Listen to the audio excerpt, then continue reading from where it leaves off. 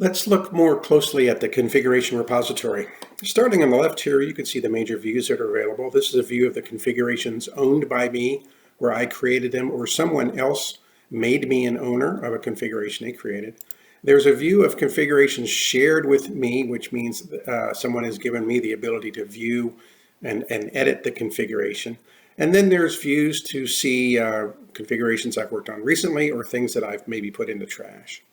Then coming back to the top of the page, you could see the standard kind of things like the ability to create a new folder, the ability to move or copy configurations or move something to the trash. And those actions, of course, I can select multiple files to take action on at any point in time for this move or trash. Coming down the page, you can see here is a little breadcrumb. So if I go into test folder here, you can see that now you can see the breadcrumb. I'm in test folder 1 and under owned by me. I'll go back. I can filter the number of entries that I see. So if I have a large folder, I can choose to see more entries.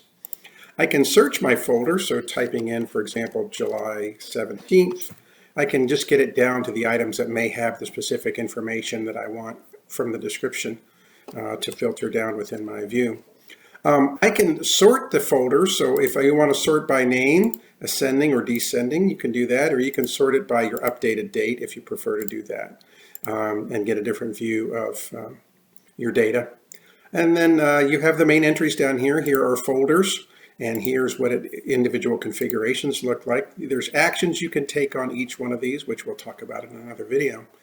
This A indicates it's an autosave, so that is something we'll talk about also in another video. Finally, on the page at the bottom, you see how many entries you have, and you have navigation, if you do have multiple pages, the ways to get to those next and previous pages.